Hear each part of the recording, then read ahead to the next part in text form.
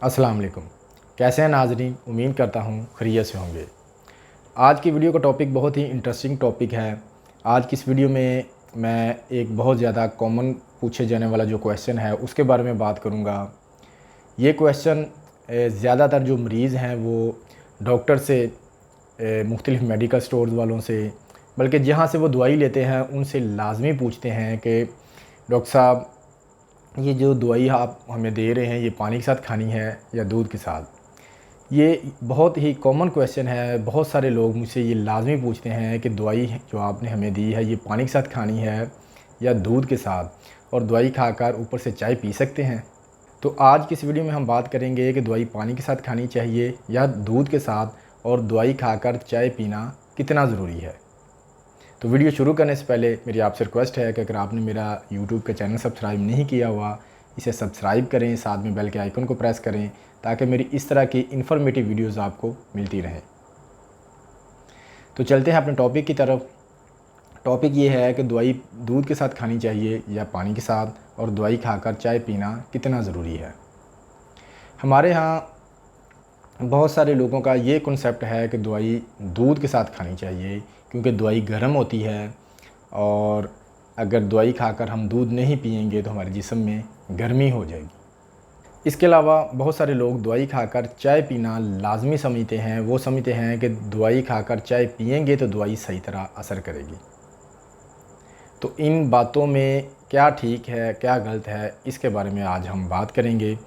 सबसे पहली बात, आपको इन बातों का आंसर जानने के लिए ये जानना ज़रूरी है कि हमारे जिस्म के अंदर दवाई पहुंचती किस तरह है, यानी कि हमारी बॉडी में दवाई जो है उसकी अब्ज़ॉर्प्शन किस तरह होती है।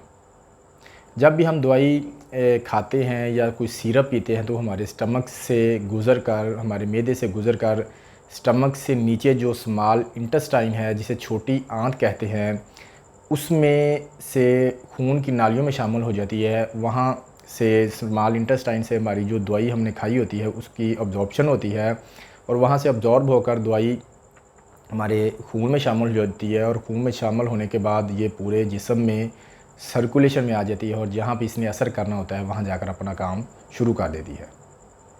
अब दवाई का अगर अच्छा असर चाहिए तो लाजमी है कि दवाई हमारी इंटेस्टाइन में अच्छी तरह अब्ज़ॉर्ब होनी चाहिए, यानी कि कोई भी दवाई जो कि जिस्म में अच्छी तरह अब्ज़ॉर्ब होगी वो सही असर करेगी जिस्म में जाकर। तो क्वेश्चन ये था कि दवाई पानी के साथ खाएं या दूध के साथ।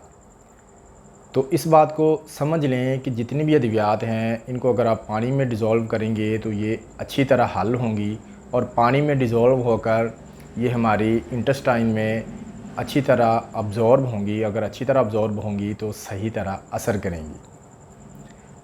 अगर इन अद्वियात को आप दूध में मिक्स करें या किसी जूस में तो ये उसमें अच्छी तरह डिज़ोल्व नहीं होगी। इसी तरह बहुत सारी एंटीबायोटिक्स जो हैं, जो कि रूटीन में यूज़ हो रही हैं, आप बुखार की डॉक्टर से दवाई लेते हैं तो उसमें एंटीबायोटिक मौजूद होती है। आप चेस्ट इन्फेक्शन की, पेट ख़राब की, यूटीआई की, बहुत सारे अमराज जिनमें एंटीबायोटिक्स बहुत ज़्यादा यूज़ हो रही हैं, तो इन एंटीबायोटिक्स को अगर आप दूध के साथ लेंगे तो दूध में मौजूद कैल्शियम एंटीबायोटिक के साथ बाइंड कर जाता है, और उससे ये होता है कि दवाई सही तरह से अब्ज़ॉर्ब नहीं होती, और सही तरह अब्ज़ॉर्ब ना होने की वजह से दवाई का सही असर नहीं होता, और दवाई खाने का सही फ़ायदा नहीं हो रहा होता। इसके अलावा थायराइड की जो अद्वियात हैं, जिस तरह थायरॉक्सिन वगैरह, ये भी दूध के साथ नहीं लेनी चाहिए। इसके अलावा बहुत सारी ऐसी अद्वियात जिनमें ज़िंक मौजूद होता है, उनको अगर आप दूध के साथ लेंगे तो दूध में मौजूद कैल्शियम जो है वो ज़िंक की अब्ज़ॉर्प्शन कम कर देगा। इसके अलावा जिस तरह के आयरन के सप्लीमेंट्स हैं जो कि खून बनाने वाली अद्वियात होती हैं, अगर उनको आप दूध के साथ लेंगे तो दूध के साथ लेने से वो आयरन आपका स्मॉल इंटेस्टाइन में अब्ज़ॉर्ब नहीं होगा, और दवाई लेने का कोई सही फ़ायदा नहीं होगा। यानी कि आयरन के जितने भी सप्लीमेंट्स हैं, खून बनाने वाली जो अद्वियात हैं, फौलाद की जो गोलियां हैं, इनको दूध के साथ हरगिज़ इस्तेमाल ना करें। इनको सिर्फ पानी के साथ इस्तेमाल करें। दूध के साथ अगर आप इस्तेमाल करेंगे तो ये हमारी गट में सही तरह अब्ज़ॉर्ब नहीं होंगी और असर नहीं करेंगी, और दवाई लेने का कोई सही फ़ायदा नहीं होगा। आयरन के सप्लीमेंट्स जब भी लें तो 1 घंटा कबल और 1 घंटा बाद तक दूध और दूध से बनी हुई कोई भी अशिया इस्तेमाल ना करें। इसके अलावा ज़्यादातर मल्टीविटामिन्स और मिनरल्स वाली जो टैबलेट्स होती हैं वो भी पानी के साथ ही इस्तेमाल करनी होती हैं, सिवाय उन विटामिन के जो फ़ैट सोल्यूबल होते हैं, जिस तरह के vitamin A, vitamin D, vitamin के और विटामिन ई। ये जो विटामिन्स हैं ये फ़ैट सोल्यूबल हैं और इनको दूध के साथ लेना बेहतर होता है। ये दूध के साथ अच्छी तरह अब्जॉर्ब होते हैं। बाकी जो वाटर सोल्यूबल हैं, जिस तरह के vitamin B complex, vitamin C और इसके अलावा जो मिनरल्स, कैल्शियम वगैरह और जिंक हैं, ये पानी के साथ ही सही तरह अब्जॉर्ब होते हैं। तो बेहतर ये है कि आप जो भी दवाई खाएं उसको कोशिश करें कि वो पानी के साथ ही लें, सिवाय उनके जिनके ऊपर मेंशन किया होता है कि ये फ़ैट सोल्यूबल विटामिन है। मिसाल के तौर पर vitamin A, vitamin D, vitamin के और विटामिन ई, ये सिर्फ़ आप दूध के साथ लें। बाकी रूटीन में जितनी भी अद्वियात आप इस्तेमाल कर रहे हैं, जिस तरह की जिस्म दर्द की, बुखार, नज़ला ज़ुकाम, पेट ख़राब, या रूटीन में आप जो भी अद्वियात खा रहे हैं वो कोशिश करें पानी के साथ लें। पानी के साथ वो अद्वियात अच्छी तरह अब्जॉर्ब होंगी और जिस्म में सही तरह असर करेंगी। अब बात करते हैं चाय की, कि दवाई खाकर चाय पीना कितना ज़रूरी है। तो इसका आंसर ये है कि दवाई खाकर उसके बाद चाय पीना बिल्कुल ज़रूरी नहीं है।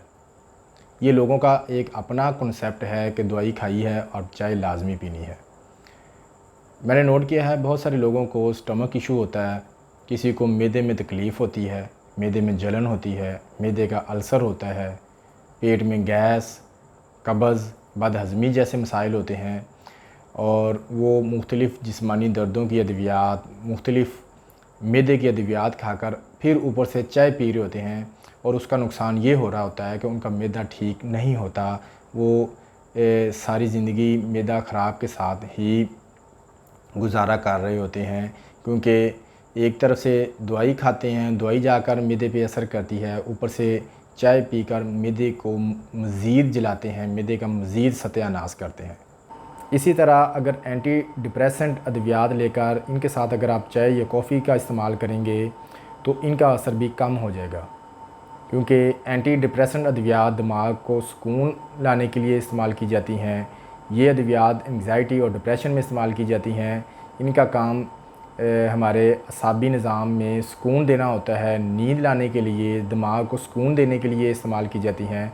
जबकि चाय में और कॉफ़ी में मौजूद जो कैफ़ीन है ये हमारे असाबी निज़ाम को तहरीक देती है, जबकि वो जो अद्वियात हैं एंटी डिप्रेसेंट ये सुकून दे रही होती हैं। चाय में मौजूद का और कॉफ़ी में मौजूद कैफ़ीन तहरीक दे रही होती है, यानी कि इन दोनों का असर एक दूसरे से उल्ट होता है, एक दूसरे के मुखालफ होता है।